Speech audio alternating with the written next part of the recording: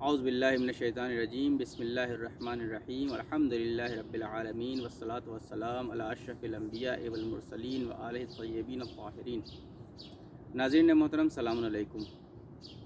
آج 10 رمضان be be Khadija سلام اللہ علیہ کی وفات کے سلسلے میں امام زمان و تمام شیعان حیدر کرار علیہ السلام کی خدمت میں تسلیت عرض کرتا ہوں۔ ہماری آج کی گفتگو کا عنوان فضائل حضرت خدیجہ سلام اللہ علیہ در کتب شیعہ و اہل سنت ہے۔ خدیجہ اس شخصیت کا نام ہے جس کے بارے میں اہل سنت اور شیعہ دونوں میں بہت ساری کتابیں لکھی گئی ہیں اور بہت ساری حدیثیں ہمیں ان کی فضیلت کے بارے میں کتب شیعہ اور کتب اہل سنت دونوں میں مل جائیں گی۔ میں آج آپ کے سامنے کچھ شیعہ کتب اور اہل سنت کتب سے روایات کو بی بی خدیجہ سلام اللہ علیہ کی فضیلت کے سلسلے میں نقل کروں گا۔ یہ وہ حدیث ہوں گی جو شیعہ کتب میں بھی موجود ہیں اور اہل سنت میں بھی موجود ہیں، یعنی جو بھی میں حدیث بیان کروں گا اس کا ریفرنس دونوں کتبوں میں پایا جاتا ہے، بھلے ہی میں یہاں پر ذکر نہ کروں لیکن بہرحال وہ دونوں کتبوں کا حوالہ میرے پاس موجود ہے۔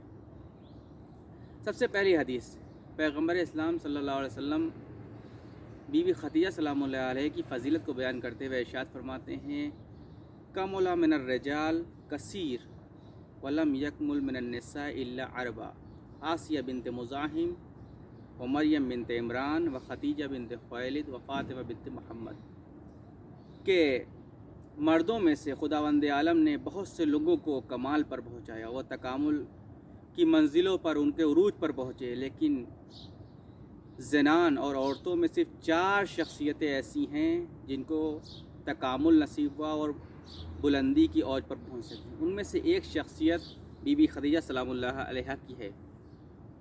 ایک دوسری حدیث جس میں ابن حجر اپنی کتاب الاصابہ میں ابن عباس سے روایت کرتے ہیں کہ تقریباً اسی طرح کی پیغمبر اسلام صلی اللہ علیہ وسلم نے فرمایا کہ 4 ایسی شخصیتیں ہیں جن کو تکامل نصیب ہوا، جن کو فضیلت نصیب ہوئی۔ ان میں سے ایک نام ہے بی بی خدیجہ سلام اللہ علیہ کا۔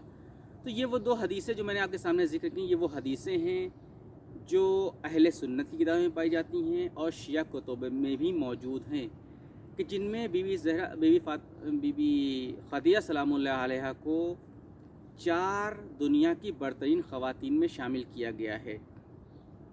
ایک روایت ہے اہل سنت کی کتب میں جس میں حضرت عائشہ سلام اللہ علیہ سے روایت ہے کہ اس میں وہ فرماتی ہیں کہ جب بھی پیغمبر گھر سے باہر جایا کرتے تھے تو ان کی ایک سیرت تھی کہ وہ جب بھی گھر سے باہر جایا کرتے تھے تو جب پلٹتے تھے یا جاتے ٹائم ہمیشہ بی بی خدیجہ کا تذکرہ کیا کرتے تھے، ان کو نیک الفاظ سے یاد کیا کرتے تھے۔ یہ ہمیشہ ان کی سیرت تھی۔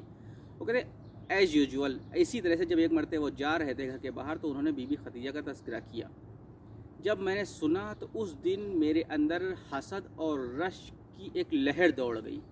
وہ کہتی جب میری یہ کیفیت ہوئی تو میں نے ایک مرتبہ پلٹ کر پیغمبر سے کہا کہ آپ کیوں ایک بوڑھی عورت پر گریہ کرتے ہیں، کیوں اس کو ہمیشہ یاد کرتے رہتے ہیں، جبکہ خداوند عالم نے آپ کو اس سے بہتر ایک چیز عطا کی ہے۔ وہ فرماتی ہیں جب میں نے یہ بات کہی تو پیغمبر غصہ ہو گئے، غضبناک ہو گئے۔ ان کے غضب کی عالم یہ تھا کہ وہ فرماتی ہیں ان کا غضب کا عالم یہ تھا کہ ان کے سر کے آگے کے بال جو تھے وہ حرکت کرنے لگے۔ اس کے بعد وہ فرماتے ہیں واللہ ما عبدلنی اللہ خیرا منہا آمنت اذا کفر الناس وصدقتنی وکذبنی الناس، اور انہوں نے خداوند عالم نے مجھے اس سے بہتر اور کوئی عورت نہیں دی ہے۔ انہوں نے مجھے اس وقت میں ہی تصدیق کی جب لوگوں نے مجھے جھٹلا دیا، وہ اس وقت مجھ پر ایمان لائی جب لوگوں نے مجھے جھٹلا دیا، مجھ سے کفر اختیار کیا۔ انہوں نے اپنے مال سے اس وقت میری مدد کی جب لوگوں نے مجھے محروم کر دیا۔ اور اس کے بعد فرماتے ہیں کہ انہوں نے مجھے اولاد دی جبکہ دوسری عورتیں عقیم رہ گئیں۔ اس کے بعد حضرت عائشہ کہتی جب میں نے یہ سنا تو میں نے طے کر لیا کہ آج کے بعد سے کبھی بی بی خدیجہ کو برے الفاظ میں یاد نہیں کروں گی۔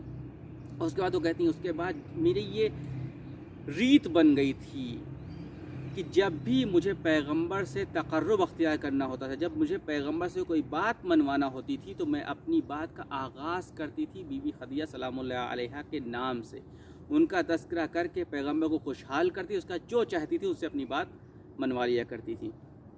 اس کے بعد ایک اور روایت میں آپ کے سامنے تذکرہ کروں گا، اس کا انشاءاللہ یہیں پر اپنی بات کو تمام کر دوں گا، کہ اربلی کشف الغمہ میں امام علی علیہ السلام سے روایت کرتے ہیں کہ ایک مرتبہ پیغمبر اسلام تشریف رکھتے تھے، چند لوگوں کے درمیان جم ہے، وہاں پر پیغمبر اسلام تشریف رکھے ہوئے ہیں، کہ ایک مرتبہ بی بی خدیجہ سلام اللہ علیہا کا تذکرہ وہاں پر آتا ہے۔ جب بی بی خدیجہ کا نام پیغمبر اسلام سنتے ہیں تو ایک مرتبہ ان پر گریہ طاری ہو جاتا ہے۔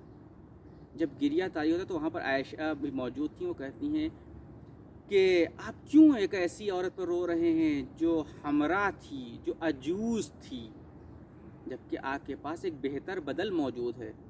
تو پیغمبر نے فرمایا خدا قسم وہ بدل بہتر نہیں ہے، خدا قسم وہ بہتر بدل نہیں ہے۔ انہوں نے مجھ پر تب وہ ایمان لے کے آئیں جب پوری دنیا نے مجھ سے کفر کیا، انہوں نے تب میری تصدیق کی جب پوری دنیا نے مجھے جھٹلا دیا، انہوں نے اپنے مال سے تب میری مدد کی جب سب نے مجھے محروم کر دیا، اور انہوں نے مجھے اولاد دی جبکہ تم سب عقیم رہ گئیں۔ تو یہ وہ چند روایات تھیں جو میں نے آپ کے سامنے ذکر کی، جس میں فضیلت بی بی خدیجہ سلام اللہ علیہا موجود ہے۔ یہ روایت سنی کتابوں میں موجود ہے اور شیعہ کتابوں میں موجود ہے۔ آخر میں ایک روایت میں تذکرہ کروں گا اور زحمت تمام، کہ پیغمبر اسلام صلی اللہ علیہ وسلم فرماتے ہیں کہ جب میں معراج پر گیا ہوں اور معراج سے جب میں واپس پلٹ کر اپنے گھر آیا ہوں تو ایک مرتبہ جب جبریل سے میں نے پوچھا اے جبریل کیا تمہاری کوئی خواہش ہے تو بتاؤ، تو جبریل کہتے ہیں میری خواہش یہ کہ اللہ کی طرف سے اور میری طرف سے بی بی خدیجہ سلام اللہ علیہ کو سلام کہہ دیجیے۔ پیغمبر اسلام گھر کے اندر تشریف لے آتے ہیں اور بیوی کو خدا اور جبریل کا سلام کہتے ہیں تو وہ جواب دیتی ہیں ان اللہ هو السلام و منہ السلام و الیہ السلام۔ یہ وہ کچھ روایات تھی جو میں نے آپ کے سامنے ذکر کیا۔ خدیجہ نام ہے اس شخصیت کا جو پیغمبر کی عزیز ترین زوجہ تھیں۔ خدیجہ نام ہے اس ملکۃ العرب کا جس نے اپنی پوری دولت اسلام کی راہ میں لٹا دی۔